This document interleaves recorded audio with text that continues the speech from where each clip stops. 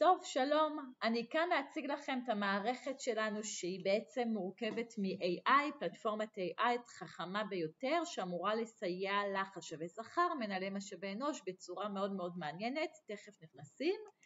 נכנסנו פה למערכת ואנחנו יכולים לבדוק כל תלוש, אוקיי? לדוגמה יש לנו פה איזשהו תלוש לדוגמה שקלטנו אותו בצורה של PDF, לא משנה אם זה עובד בדירוג המנהלי, המחר, כל דירוג שתרצו, ומה הוא יודע לעשות? ממש לקלוט את הסוג התפקיד שלו, את הדרגה שלו, את התאריך חישוב, את כל רכיבי השכר.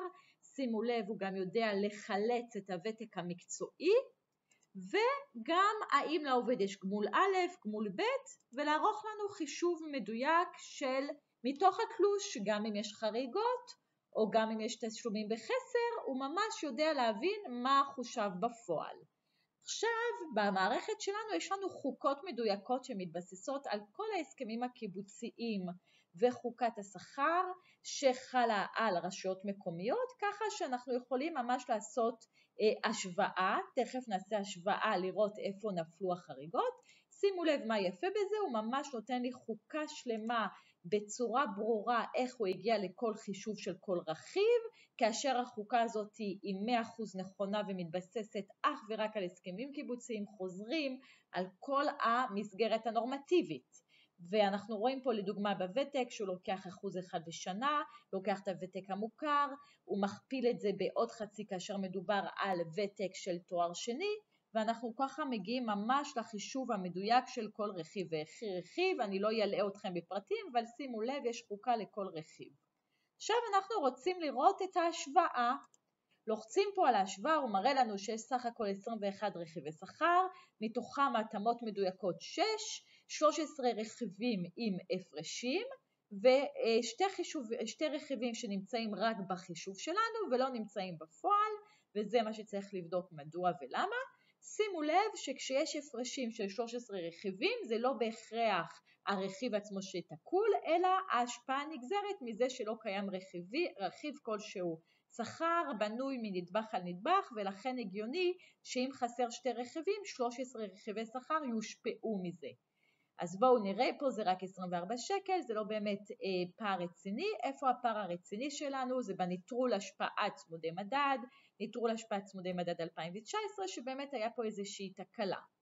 עכשיו אנחנו נסגור רגע את ההשוואה, ואני חשוב לי שתבינו שבעצם יש לנו פה כל רובריקה של שכר בסיס, החזרי הוצאות, תשלומים שנתיים, עלויות מעסיק, יש בבסיסו חוקה מפורטת כמו שהראיתי לכם. עכשיו מה כל כך יפה בזה?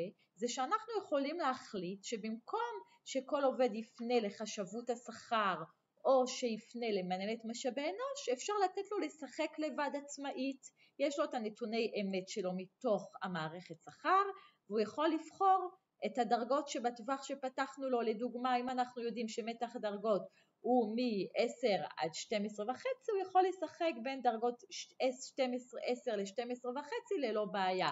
הוא יכול לבדוק מה קורה לשכר שלו עם גמול השתלמות, ללא גמול השתלמות וכולי. שימו לב, יש לנו פה סימולציה מדויקת לפי תפקיד. זה אומר אם מדובר על מנהל יחידה אז אין תוספות מיוחדות, אלא אם כן מדובר על תוספת ניהול, ואנחנו רואים פה שהושלם החישוב בהצלחה. מה שחשוב לי להראות לכם זה שיש לנו גם בוט חכם כמו צ'אט GPT, יש לנו איזשהו בוט לשכר, אני שואלת אותו, במקום לעשות את הסימולציה בעצמי, אני שואלת אותו כמה יהיה השכר כולל גמול השתלמות ב', אוקיי? כלומר, במקום שאני אבוא ויעשה חישוב של סימולציה, אני אומרת לו, שלוף את הנתונים, תוסיף לנו את הגמול השתלמות ב'. שימו לב, הוא אומר לנו שהשכר הבסיס, שזה בעצם הפנסיוני, הוא 37,167, בדיוק כמו שאנחנו רואים פה, אחד לאחד, והוא מסביר לנו מתוכם גמול השתלמות ב' 430, ובעצם הוא מפרט לנו ממש פה, ברכיב השכר אנחנו יכולים מאוד לראות את הגמול השתלמות ב' איך הוא מחושב, שזה דרגות מסוימות מדרגה 41 פלוס והלאה זה 430, בדרגות הנמוכות יותר זה 328, מדרגה 44 וחצי והלאה זה כבר 9% מהמשולב וכולי וכולי. לא נלאה אתכם בפרטים.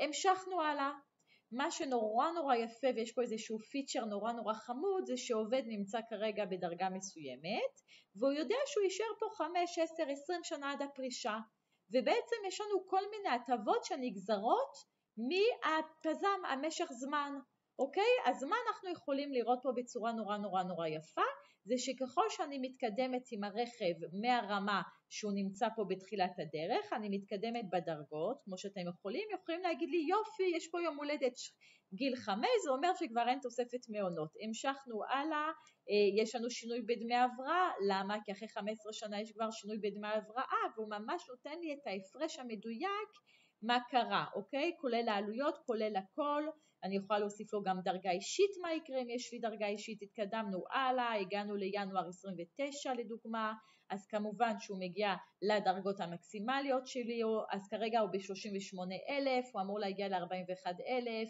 זה ההפרש שלנו, ושימו לב, אני יכולה להסתיר רכיבים, להוסיף רכיבים, לבקש לדוגמה רק את הרכיבים המסוימים ב5 שנים האחרונות, אני יכולה להגיע ממש עד הפרישה שלו, לנסוע קדימה עד המקסימום, שהוא כבר נתקע ואין לו יותר לאן לנסוע.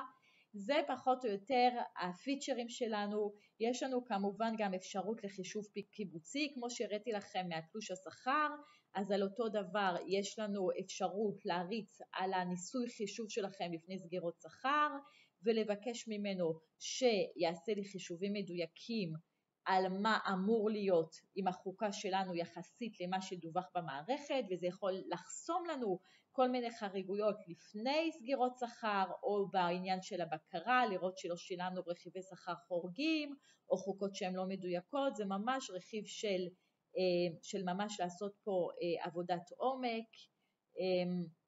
אנחנו יכולים להבין גם כן את הסחילות קדימה, לראות בדיוק איך זה שינה לי בין הקובץ שקלטנו לבין הקובץ שקיים בשכר, וזה באופן כללי, אין לנו הרבה זמן, אבל זה מה שאנחנו רוצים להציג כרגע.